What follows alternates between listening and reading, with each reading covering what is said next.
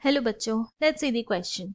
The question says that if f of x is equal to x cube minus a cube divided by x minus a when x is not equal to a and b when x is equal to a is continuous at x equal to a, then we need to find the value of b. तो हम क्या करेंगे, सबसे पहले हमारा की concept लिख लेंगे जो यहाँ यूज करने वाले हैं. एंड जो की कॉन्सेप्ट यहाँ पे यूज होगा वो होगा कंटिन्यूअस फंक्शन का. सो a function is said to be continuous at x equal to c when limit x tend to c f of x is equal to f of c such that f of c and limit x tend to c f of x both exists.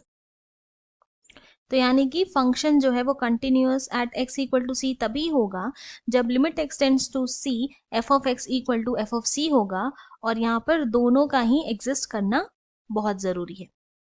तो now क्या बोला गया है यहाँ पे कि function जो है वो कंटिन्यूअस है at x equal to a. तो अपना जब की कॉन्सेप्ट यहाँ पे यूज करेंगे तो यहाँ लिख सकते हैं ना, limit x tend to a f of x is equal to f of a.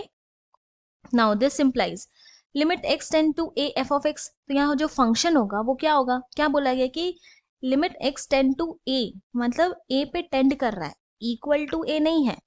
तो जब a पे टेंड कर रहा है तो यानी कि हम लोग फंक्शन क्या लेंगे, x cube minus a cube divided by x minus a. यहाँ लिखेंगे limit x tend to a x cube minus a cube divided by x minus a equal to f of a क्या हो जाएगा, function at x equal to a क्या होगा, b. तो यहाँ पे b लिख लें. नाउ हम लोग जानते हैं since a cube minus b cube का फॉर्मूला क्या होता है, ये होता है a minus b multiplied by a square then plus a b plus b square.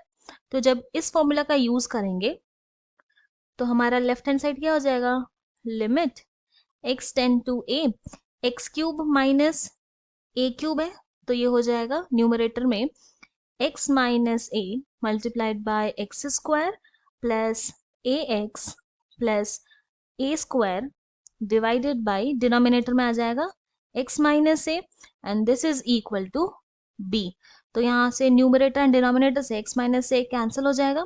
तो हमारे पास क्या बच जाएगा, limit x tend to a then x square plus a x plus a square is equal to b. अब यहाँ पे limiting value put कर देते हैं यानी कि x के प्लेस में a पुट कर देंगे.